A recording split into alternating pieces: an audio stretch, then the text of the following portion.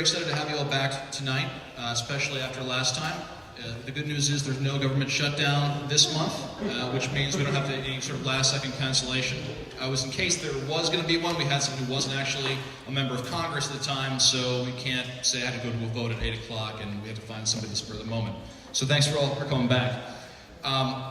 Really excited to have Tommy Sowers here tonight speaking with us. As I was just telling some people in the back room there, Tommy was the first person to ever call me and say, I'm a veteran thinking about running for office. And at the time, I really didn't have much I could tell him about, so I've definitely learned more from what he's done in his campaign than he probably learned from us at our original workshop.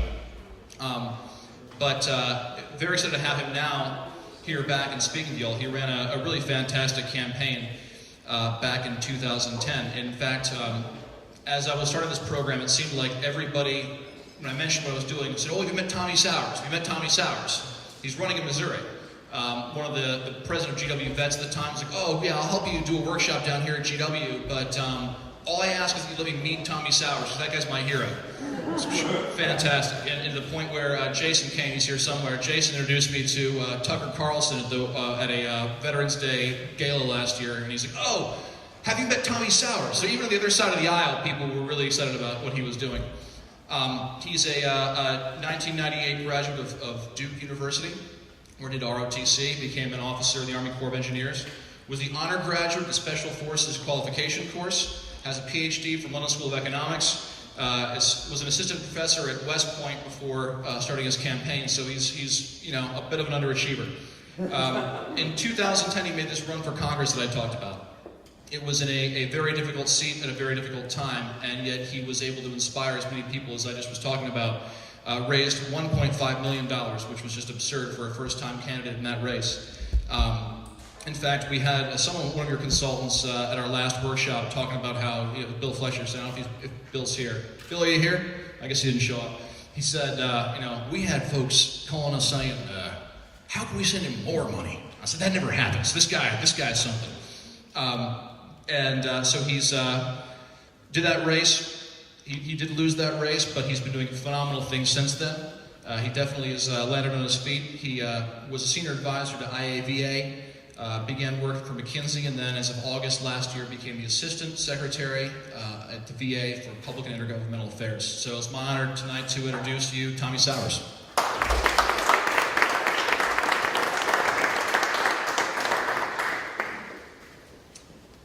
Well, good evening, everyone. And first off, I just want to thank Seth. 4 years ago, we were just two kids. And to see what you've built over 4 years, your commitment to a nonpartisan approach, and just that principle of having veterans run for office. I mean, there are very few people in the country that have done so much to battle this tide of the fewest number of veterans in Congress ever. So, on behalf of all the vets, I think we owe Seth a round of applause, right? So, I did look at the other groups of speakers that have been here, and I want to thank you all for coming this evening. But, it's like Congresswoman Duckworth, and Congresswoman Gabbard, and Congressman Patrick Murphy. It's about time we got a loser up here. Because that's the fate, right? You all do the math. That's the fate of this process. And if you look at most of the leaders of our country, they run, right, and usually they lose their first race. Let me get a sense of who I'm talking to here. How many veterans do we have out here? All right, excellent.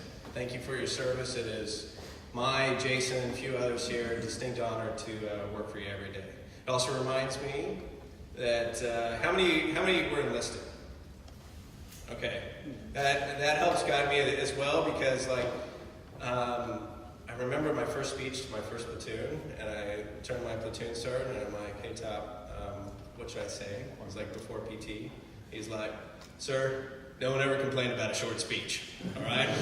Keep this thing tight. So it's probably the best advice I've ever had on public speaking, and so I will try to keep this tight and get to your questions. Who's thinking about, are most people thinking about running for office? Yeah? Okay. So, one of these central questions is why. Tonight we're going to talk a little bit about what I did and a lot about how I did it, which mattered a lot, but that why question is very, very central. You got to be able to answer it to get people to believe in what you're doing. But there's probably even a more central question, because a lot of people figure out why never will. Why not now? Why not now? What are you waiting for? We got a guy who's about ready to run, thinking about it. Why not now? What are some of the reasons why not now? Just, this is going to be like Socratic, guys. So why not now? Why not run right now? You're still serving. Okay, that's complicated. You can't do it. Throw you in jail. Who else? Who else? Why not now? Yeah. I'm running a company. You're running a company. You're making money. You're going to have to sell everything. You're going to have to be unemployed. Boy, that was a great financial decision for me. Great one. Why else? Yes. Candidates are born, not hatched, and I'm hatched. I don't understand that, but Do you understand why I'm hatched? You're hashed? I'm hatched. Oh, you're hatched. Oh. I was like, is this some new hashtag thing or something? I think that is, I think I've seen a lot of candidates make. And boy, if you get on a campaign and you see the number of people around you that are propping you up and giving you speeches and saying, say this right now and don't say that, they're pretty big. Why else? What are some reasons why not to run? Back in the back. I live in Seattle, and I've been interested in this department, and the breadth of candidates they will accept in terms of who you are is so tight. Yeah. But I don't get qualifications. Yeah, you got to ask for permission, and there's rings that you got to kiss. No one likes doing that. Why else? There's a lot of reasons why not to run. It's midterm effects, and I was looking at all this stuff. I've been approached to run. I was in the service. I was thinking about leaving, and immediately running. And I looked at this. I was teaching American government at West Point. My job was to teach the Constitution, and I knew the odds. 96% 96% of people that run against an incumbent lose. A midterm effect, which happens almost every time except for one in the last 50 years. The amount, the polling, the way the district looked. And I looked at this and I said, whoa, this looks tough. This looks really, really, really hard. And then a real, very simple epiphany hit me at the very beginning, which was quit waiting for this to be easy. This is always going to be hard. It probably is going to get harder as you get older. You can wait for the stars to align, you can wait to get all the permission, you can wait to get all the finances in order, all that sort of stuff, but it will always be hard to do. And once I had that moment where I'm like, yeah, all the good things I've done in life have been hard at the beginning. Q course is hard, Ranger School is hard, going to deploying is hard, all that sort of stuff, but how do you do it? You do the exact same thing that you always do in hard things. You have a plan, chart that out, surround yourself by some of the best people that you possibly can, and then you execute violently. As my boss says, don't plan, plan violently and execute deliberately. Do the opposite. So that's what I did. And we talked about in there, surrounding yourself by the best people possible. You're going to hear a lot of people talk about the importance of fundraising. I'm saying surround yourself by the best people possible. Why? I said it in there. You are giving your life away. You're entrusting your reputation to somebody else. And there are a lot of slime balls in this business who want to use you for your name, use you to raise funds, use you to pay their bills. So find good people that you trust. And I did. I hired a fraternity brother of mine. This guy has zero political experience, but one of the most talented guys I've ever met. I lured him away out of Harvard Business School and McKinsey. I said, take a 2/3 pay cut, move your girlfriend to Rolla, Missouri, and let's get this thing on. And he wanted to do it. So that was the first epiphany. Quit waiting for this to be easy. So that was the decision to run, and we got out, and I knew what we needed to do. We needed to raise a bunch of funds. We did that. We raised, a ton of funds in a short period of time. I had more money in the bank than my 16-year incumbent In the first 30 days, we were doing like these sexy fundraisers, half the cast of Saturday Night Live there, things were rocking and rolling. And then I'm like, why does it feel like we're going to lose this? You know, 2009, 2010 was already looking like pretty bad to have a D behind your name. And I could play the tape forward and I'm like, this doesn't look good. I'm doing a bunch of call time. I don't know what I'm talking about. I'm not really my candidate yet. So that was the second most important thing, very, very early on. Is quit running like somebody else. The imagined candidate. Do call time, do call time, do call time, do clever ad, and maybe you win. That sounded important to me. Why not run like a 34-year-old tobacco chewing, boot wearing, rough around the edges, guy that likes to do feats of strength and run like that? So we made that decision. And don't do call time for a while, but become a candidate. Become somebody that you want to, like, and I don't know if that's what you guys dream of like your ideal candidate, but for me that was like, that sounds awesome. I'm gonna be that. And so I wrapped my truck like a NASCAR truck, and I got my dog, and we went on the road, and we did this thing called boots on the ground, where I slept on floors and in trailers, and I worked a different dirty job every day, and I cut nuts off of cows, that's not correct, steers, and you know, I quilted, and I changed tires, and I became my candidate. And boy, when you change tires with somebody for 6 hours, not for a Photoshop, but you're actually like changing tires with somebody to learn about their hopes and dreams and aspirations, you had just an inkling of a chance that you could represent those folks. And also, if I wanted to raise funds, and I was on Park Avenue, and I was like, yesterday I had my arms up a cow's ass checking a pregnancy, and that farmer told me about this. It's more effective stump speech because it's true and it's real. So we did that and made those choices. I did 1, 2, 3 boots on the ground. I marched 100 miles through the 100-mile yard sale, which actually exists in Southeast Missouri. We shot clever ads by Bill Fletcher, raised $1.6 million because when we asked for money, people knew what we stood for. They knew we were working hard, and we were entertaining. And when we asked for money, they gave. And then I got beat. I'm not even going to tell you how bad I got beat. You can look it up. Not even close. We did an AAR afterwards, and it was like, we could have gone fishing and probably would have changed the outcome by like 5 or 10 points. That's tough to do when you and so many folks have killed themselves for you. So that's a tough time. And I was saying in there, a campaign basically, it's sort of like life. You start off alone in a room with a phone, and then very quickly you take this 500-person organization, everyone's passion stream, and they vanish and go away quickly, and you're back with one person with a whiteboard in the room. And so, luckily, I did not go into debt. I could call people and tell them thanks. I did that, and then I went to Mexico and grew a beard and didn't wear a shirt and kind of like walked around for a little bit. But before I went to Mexico, I got a call from a guy, one of my heroes, Max Cleland, who again, you meet all these phenomenal folks, lifetimes of people, 10 lifetimes of people you meet on a campaign. And he said something to me that hit and resonated. He said, "You don't know this yet, Tommy, but if you're a young man, you run a good race that people believe in, you can't lose." I'm like, Max, that is great advice. It sure doesn't make me feel any better right now.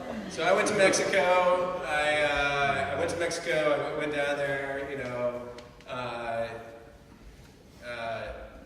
I got clarity, and I knew I needed to come back and do a few things. One, I needed to marry my girlfriend, now wife, Erica. Thank you very much for being here. I met Erica at a fundraiser, sitting front row, almost in the exact same seat. I'm having flashbacks here. And when it turned out the campaign was a very elaborate, complex scheme to meet my wife.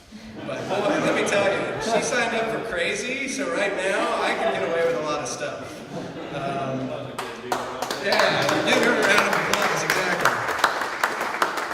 Don't let your loved ones read the comments sections. You guys shouldn't read them anyway. They drive them crazy. But I knew I needed to marry Erica. I knew I needed to finish a PhD. I knew I wanted to serve again. And you know, I'll spare you all the details, but a long, torturous process later, I was asked to serve in this phenomenal position. You know, I get to be, I think I was the youngest assistant secretary when I was appointed. I get to be a young guy, relatively, on a cause that I care about. Look, it's Dr. Sowers because of the post-9/11 GI Bill. Many of you are here on the post-9/11 GI Bill. I'm service-connected disabled. I have health care for the rest of my life. How empowering is that? VA healthcare has changed my life, and I get my home loan through the VA, you know.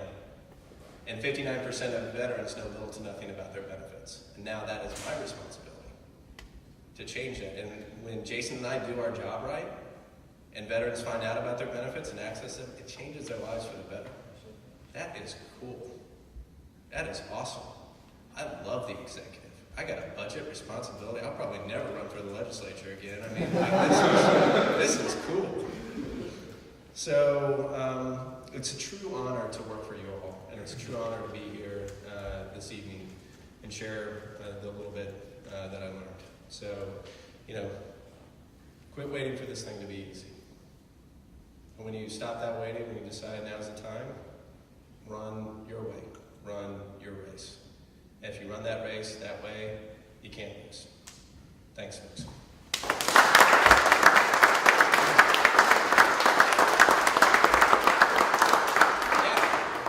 Shoot, fire away. Some questions. So, you got one?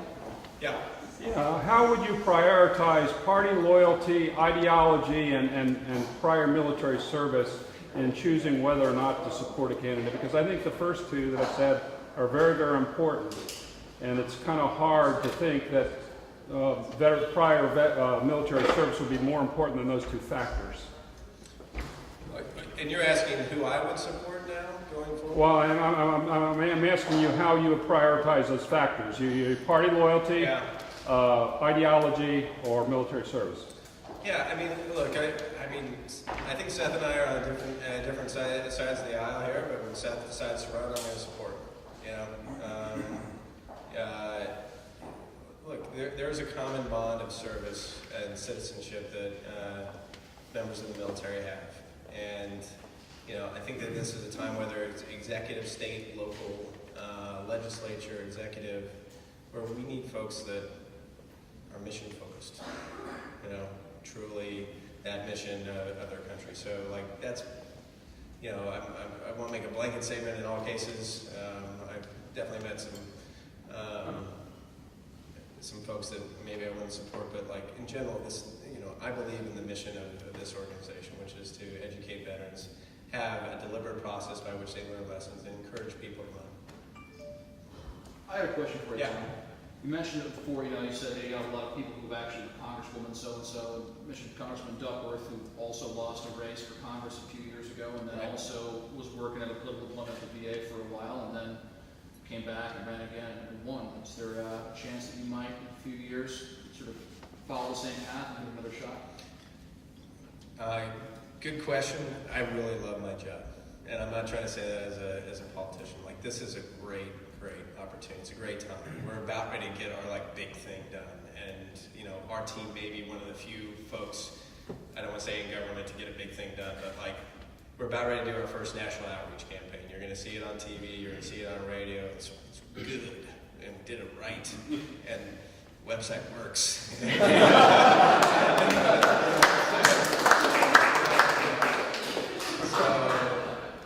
So and when we do it right, we're going to change a lot of veterans' lives for the better. So, you know, I'm not ruling out that I'd never run again or anything like that, but I think I'm probably in a little less of a hurry than I used to be.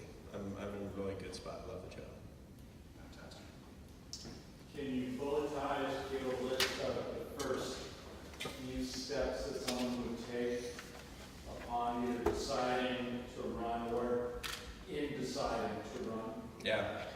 I mean,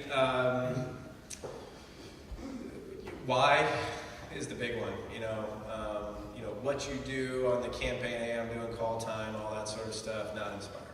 How you do it, the means, the boots on the ground, all that sort of stuff, people are starting to get a little more interested in. But then why? That core reason why is important. And it better not be about you. So really deciding that why is key. And then that second one is just the why not now. I mean, I spent hours. Like, I don't want you to think I was just running around. Like, I would go do these fun things, and then I'd lock myself in a room for 16 hours and do call time, starting on the East Coast, ending on the West Coast. And I would call a lot of folks, wealthy, successful folks, who part of that admiration was that, like, I did it. I did the thing that they had always thought about doing and waited for the right time and never kind of got around to it, and they were, a successful corporate lawyer or something like that, but they hadn't done what they wanted to do. So, answering that, why not now with now is your next best step. What's the split of your campaign money from within the district? Are you running for and outside? I believe, I don't have the exact figures. It was heavily weighted outside of the district. My home is the 8th poorest district in America, and there's just not a lot of funds inside the district. I think I was 99.5% individuals too, so I wasn't, doing a lot of the PAC stuff, and so a lot of it, and we knew that coming in. We knew, look, there's not $1.5 million in this district for a long shot Democratic candidate. And I happen to believe early on in 2009 that I disagreed with you can read all the stuff that I did at that point, but I took some stands on positions that I felt very passionate about, and those were very central to my campaign, and those resonated nationally.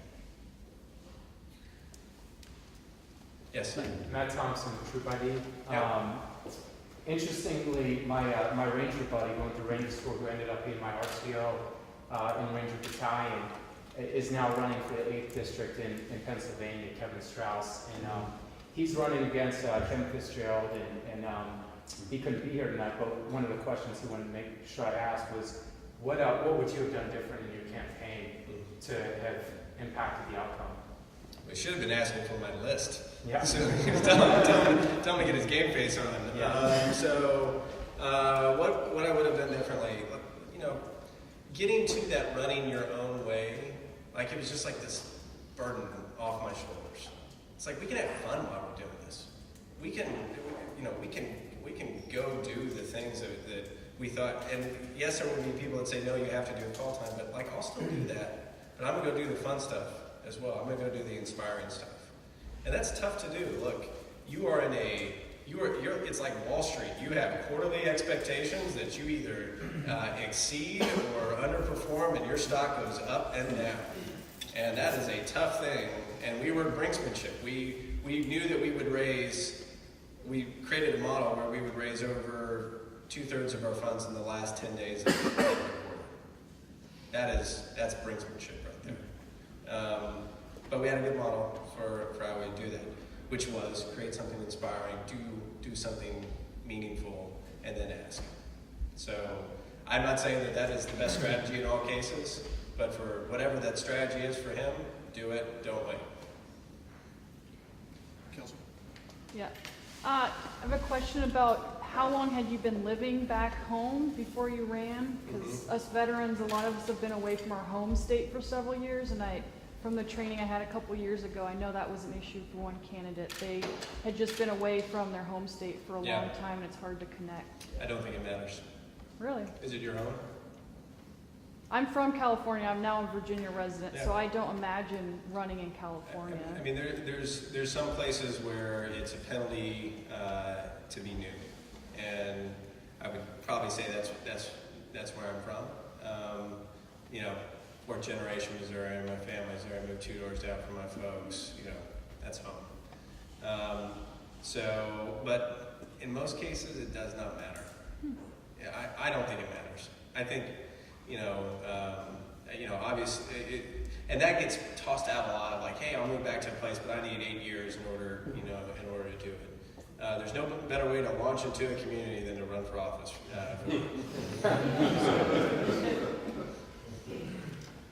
Get time for one more question.